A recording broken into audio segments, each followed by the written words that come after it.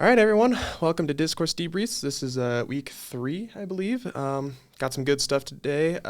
Quick list of announcements. Are some of our colleagues, if you will, from the Discourse series. They recently did a podcast that should be on the YouTube channel by the time this is up. We're still working on editing and some logistical stuff like that. So there's that. Recently, some of us, or upcoming, there's a DC trip going on for some of our members. They'll be heading to American University. I believe there's a guest speaker of some kind there. So that'll be exciting. I think that'll be live streamed on one of our platforms. I'm not entirely sure where, but we'll see if we can get some of that here on the YouTube. Let's see, what else? Oh, me and Peyton will be on the mall here on campus on October 11th. We'll be doing sort of a recruitment event. We'll have a table and we'll have some topics in a bowl that you can draw out of, and we'll talk about it, and we'll, try not to get too heated about it. So yeah, that's kind of what's coming up for us. Obviously, we've got these, and with these, how we're structuring this, because we've been we haven't been given a whole lot of details. So one of us each week will come up with a topic, and the other, so Peyton's got a topic this week. That's why I'm kind of doing the intro. So we'll each come with a topic. The other, I don't know what his topic is. I have no idea. So the point of this is no research, no, prepared talking points. We're just trying to keep it as genuine as possible. So there's that. And that's with, nothing going on in the world, major. So last week, we obviously did the debate because that was kind of a big deal. But on weeks like these, when there's technically nothing really going on, even though there is, we'll just have prepared topics. YouTube Shorts, there's a few up now. I believe there's there's 2 from the TikTok, and then I think there should be 1 going up. Well, I guess I'm talking about last week now, so it's a little different. But yeah, we should have some good content out there, so go check that out. And yeah, I think that's all I have for announcements. Can you think of anything else? No, nothing comes to mind. We have that American University event, like you mentioned. By the time this episode is uploaded, that will have already happened, and that live stream will hopefully be on our platforms.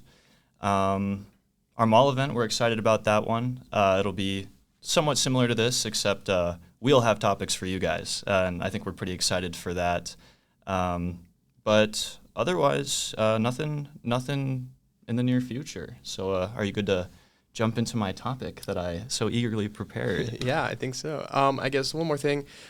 Going forward, we're going to try to get other people on here. I did a lot of thinking about this, and I would love, once we get kind of more comfortable with the situation, start getting more and more into the politics side of things, if we could have, people opposing views and try to have, an actual discussion.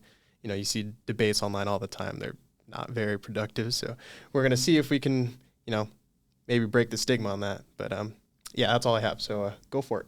Amen. Your topic. So I'm going to start with a very general question. All and right. I want you to answer it however it comes to mind for you. And we'll kind of take it in whatever direction that it goes, okay? Okay. Answer however you see fit. What does true mean to you? Ooh, okay. I guess, how do I want to go about this? Okay, so I'll talk about kind of my background. So I'm a history and political science major. I'm very much considering adding law as a third major because I'm kind of ahead on credits. So I guess in that context, I like, law. So as far as that goes, true is, what you can prove beyond a reasonable doubt in my eyes. Obviously very subjective, but I guess I kind of sway towards the courtroom definition of truth. Sure. And one thing that you kind of picked up on already is there are multiple definitions of truth, and they all play different roles in different kinds of arguments. So I guess we can take that courtroom definition. There's a very key thing that you had in your definition, and it was beyond reasonable doubt. But if something is true, shouldn't there necessarily be no doubt whatsoever? I guess that can vary depending on what you're talking about. I mean, I can say a 1 + 1 is 2, and that's true beyond a reasonable doubt because we know math, and math is kind of external from our sense of logic, if that kind of makes sense. But then you get to more subjective matters. You get to politics. You get to feelings. Things that aren't necessarily concrete or physical, and then the idea of truth kind of, loses, how do you say this? Stability, I guess. Mm-hmm. So I don't know. Does that kind of make sense? No, yeah, that's perfect. Okay. That's kind of where I wanted to guide you, right? So there are multiple definitions of truth, and they vary to the extent by which we can be certain of them. So you mentioned mathematical truth. Mathematical truth is one of the hardest to give any evidence against. It's almost intuitive that if you have one unit and you have another unit, if you have two units together, it's two units, right? Mm-hmm. But even mathematical truth, if you want to get really weird and abstract with it, our concept of numbers is based entirely on our ability as humans, as beings, to perceive. And if we are somehow unable to perceive some external variable for what constitutes one unit, then if that's a possibility, it's also a possibility that our mathematical truths are not 100% provably true. Yeah. Now, granted, part of my background, I study a lot of philosophy, a lot of communication, and unrelated, but kind of factors its way in, is East Asian studies as well. Just wanted to throw that one in there.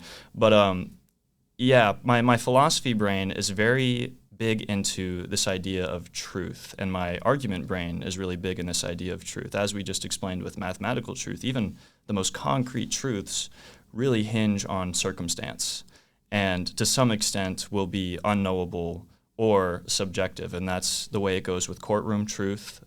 Beyond reasonable doubt, we're factoring in the fact that, well, we can't know everything, and so we have to work with the variables we have. And that's how a lot of truth goes. There's, I thought you were going to start with the normal, definition of truth is when something's objectively true, i.e., it's physical, it exists, you can touch it. Sure. And then you mentioned subjective truth as well. And I wanted to hit on that one for you in particular, because subjective truth tends to be what we work with in arguments a lot of the time. For sure. Or at least we'll start with an objective truth and then slowly but surely creep our way into the realm of subjectivity. So how do you define and or understand this idea of subjective truth?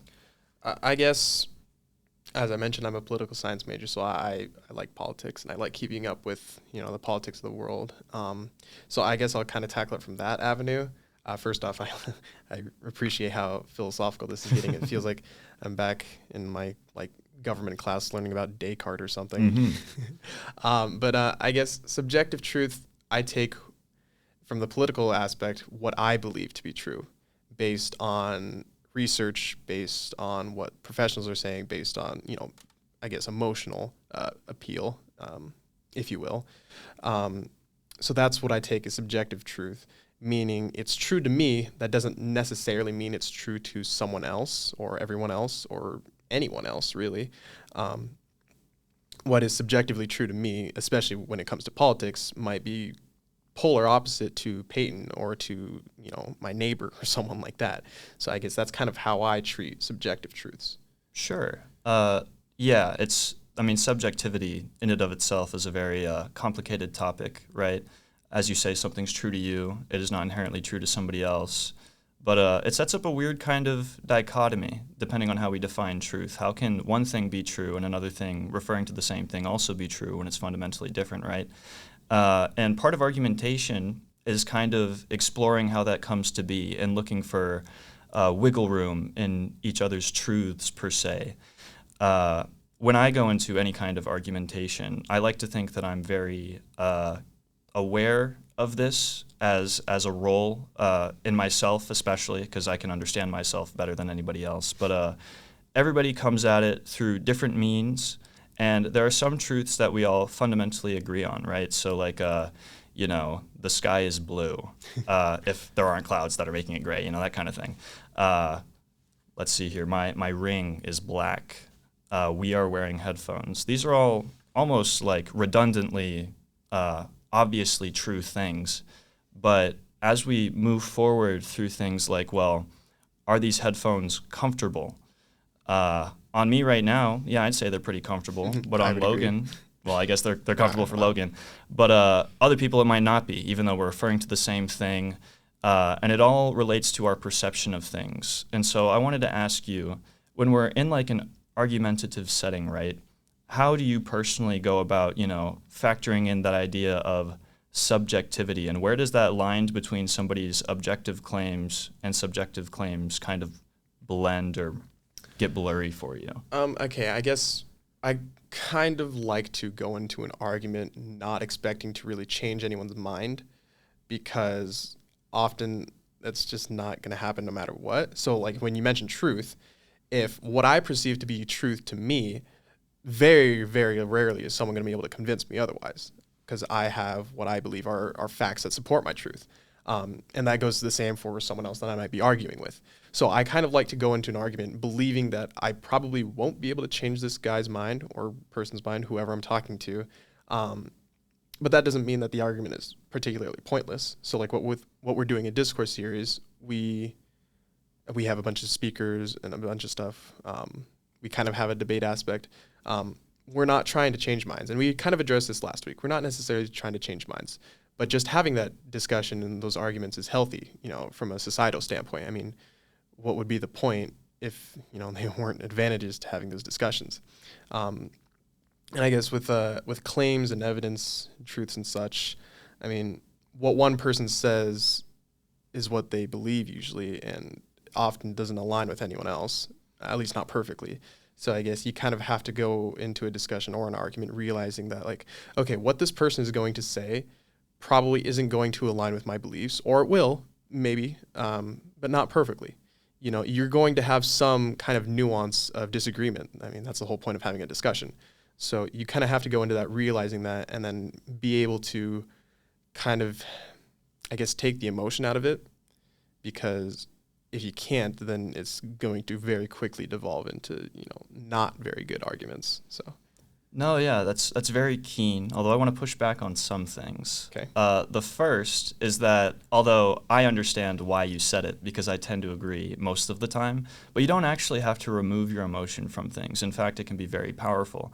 I think it's Aristotle's rhetoric. There's ethos, logos, and then pathos is the emotional appeal. And he says that it's integral, and you can't have a good argument or be able to persuade anybody without that third aspect. But if you don't have a good handle on it or recognize where your emotions are coming from, then it can quickly become an uncontrollable thing that can sway you off the path of unity over some topic. But more importantly, and I think you kind of picked up on this a little bit, but it's almost integral to go into any kind of argument with this presupposed notion that every truth, even if we really want to be abstract about it, mathematical truths, like our hardest truths, we can't be certain of. And you can be really convicted in believing one truth or another, and there's levels depending on the kind of truth it is. But when discussing things and arguing, two people have different opinions, and there is a reason for that difference. And that difference is probably that there's wiggle room in the things that we define as being true. And as soon as you go into an argument recognizing that there is always wiggle room for truth, then you tend to have a more open mind, you're more willing to listen to people, and hopefully your interlocutor has the same belief. And that's so integral to this idea of discourse, is a willingness to not necessarily change your mind, but just be more aware of how things work and how many variables factor into a given argument, right? And I think you picked up on that pretty well. And yeah, I guess a kind of summarizing question, how do you think truth and this idea of, not all truths being certain, some more than others, how does that factor into when you go into any kind of discourse? Or what is your goal relating to truth in discourse? Yeah, that's an interesting question. I guess first I want to acknowledge, like, you described that perfectly. Thank you. And I think you put it very, very well last week, too, when you said, like, something along the lines of, like, we all, to a certain extent, probably want others to be happy. So, you kind of have to remember that when you're having an argument. As far as, like, my goal when it comes to truth in an argument, I try to limit myself to objectivity, meaning, like, I don't really like to, I guess, tackle things from an opinionated side. I like to more stick to the facts because I believe that's the best way to move forward when it comes to an argument. Otherwise, you get in kind of to a usually morally gray area. So I try to stick to truth in terms of facts and logic when it comes to an argument, if that, makes sense. Mm-hmm. So yeah, I guess that's kind of how I tackle my arguments, discussions, and such. No, yeah, and they're different, as I referred to earlier, the ethos, credibility appeal, pathos, logical appeal, and, or did I say that right? Ethos, credibility, pathos, logic, and pathos, emotional appeal. All of those are, Aristotle argues, necessary for a convincing persuasion attempt. And I tend to lean also very heavily on the logos and ethos sides of things. Uh, but emotion doesn't necessarily have to be a bad thing as long as we differentiate using emotions as evidence and using emotions as motivation, right? Because when you're motivated, when you're convicted in a belief, that is inspiring. At the end of the day, there are some people who aren't as convinced by the likes of ethos or logos, and pathos really is what's going to sway those people. This is why, our greatest politicians, our greatest public speakers have a lot of sway, is because they recognize that fact. For sure. But it's always this kind of triangle, and the better you get at, recognizing that emotions are okay as long as they're not being used as evidence, they're just used for strengthening your conviction and how you convey fact or objective fact. It's not necessarily a bad thing, and it can lead to, almost a bond with your interlocutor, or more often your audience. And at the end of the day, especially if you're talking in front of an audience, they are your goal, is to, go up between, your idea and your interlocutor's idea, and let the audience decide what they believe. And it's slightly different if it's just two people arguing, but at the end of the day, I think there's a constant theme of, truths are weird. People have feelings, and if we, keep those two things in mind, they're really productive steps in becoming better at discourse, better at discussion, and I like to believe, hopefully, cultivating a better world. For sure. Yeah, and I think a good example when it comes to emotional stuff, last week we talked about the debate, and Kamala Harris referred to her background numerous times when it came to discussing policy. So I that's kind of the emotional appeal, like you said, and obviously that wasn't strictly what she relied on, or Donald Trump. But yeah, and as far as what we're doing here, I completely agree. Like, we need to be able to employ all three methods of rhetoric to just for the sake of discussion. And I guess I'm going to flip this on you a little bit. If we can't necessarily change minds, what is the exact purpose of having these discussions, these arguments, from a societal standpoint? Well, I would contest the premise that we can't change minds. We can change interpretations, and we can change the context that people believe they exist in. And that regards truth. That's kind of why I decided on this topic in particular, is because truth and how people perceive truth, the level to which people believe something is true, is the means by which people are willing to change their minds. I've had friends, I've had, fellow students, all kinds of people. I'll be discussing a given thing with them, and I often, this is the way I personally do it, is I'll let them talk and go into immense detail about everything, such that I can listen very carefully. And you shouldn't do this because, sometimes it's a little, there's a fine line, but I listen for things, specific things that I think could be questionable.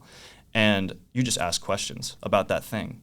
Because if you find it questionable, and the second step is you recognize what could be wrong with it, you can even guide the person, if we're trusting that they're being, honest in their argumentation, into how that one aspect of their argument could be questionable. And it's all about that, almost like the way you started it, this idea of reasonable doubt. As we introduce, different interpretations of truth, different objective facts, that span of reasonable doubt increases such that I think anybody's mind can change, as long as, the debater, the speaker, whoever it is good enough at introducing that aspect of truth or that objective fact such that their minds are changeable. Okay. Yeah, I like how you put that. What about when it comes to moral concepts? Because and especially today's political world, a lot of the divide is on morally questionable topics. So think, abortion, think, gun rights to a degree, immigration to a degree, religion. A lot of those are moral disagreements. So when it comes to a moral disagreement, it's, I believe, I would say, harder to change minds. And sometimes you can't. So when it comes to you're having a moral disagreement, you can't necessarily change someone's mind, but you're trying to make, for the sake of, an example, politics, you're trying to make a policy decision. How would you, suggest going about that as far as, having that disagreement? Yeah, moral truth is a certainly interesting kind of truth because morals, and I studied this in some philosophy courses here at the U of A and on my own, but morals in particular, there are many arguments for moral groundings for things. I think the most popular in our country and probably the world is religious morals, deriving their morals from a deity or a holy text, prophet, things like that. But even other kinds of morals, while they have groundings and often strong groundings, at the end of the day, they are almost definitionally uncertain in their origins or unaffirmable in their origins. But we can even just put that to the side. That's just for some context. When it comes to moral disagreement, you're right in that it's often very difficult to change the moral stance that someone has. But where what I was saying earlier factors in is it's possible, I imagine, to change the context such that certain arguments, certain perspectives could be fit into their pre-existing moral state of mind. So like, I don't want to pick a too controversial example for this episode, but well, I'll do this hypothetical. Let's say like you and I are sitting across from each other at the library, right? And you go to use the restroom, and I just steal your pencil. I just steal it, right? In your head, you're going to be like, well, that sucks. That was my pencil. You had no right to take that. Stealing's probably wrong. That's a pretty heavy moral conviction I have. And I might even also believe that, having stolen the pencil. However, there's a context that I may have. Let's say hypothetically, I'm broke. I have 0 pencils. I've asked literally every college student, faculty, staff on college, and they won't give me a pencil. And I need a pencil to pass this paper, write this paper. Then, with that new context, you may think, well, okay, stealing is bad most of the time. But, okay, fine, you needed this pencil, right? There's some wiggle room as long as, people convey their stances properly. There's enough information to maybe fit or allow for exceptions in the moral realm. Does that make sense to you, or do you think you agree with that? Yeah, I mean, I'll play devil's advocate a little bit, and maybe this isn't a valid extension of your hypothetical. I agree with you. And if we were actually in this situation, if you explain, like, I really, really needed this pencil, man. Like, I'm going to flunk out of college if I don't have this pencil. I'm like, all right, whatever. It's just a pencil. But if we take that same idea of this hypothetical and extend it, I'm broke. I'm going to die of homelessness. Let me go rob this bank. Surely they'll understand, right? So, I mean, maybe that's not a valid comparison, but I think it is worth mentioning. Again, I'm playing devil's advocate. I completely agree with you saying, but I want to know, how would you kind of treat that differently from your previous example with the pencil? No, yeah, I don't think that's an invalid argument at all. I think that's a very fair comparison, although there are some very noticeable changes to the context, right? And the changes do matter. That's what causes our discrepancies in, moral truths and whatnot.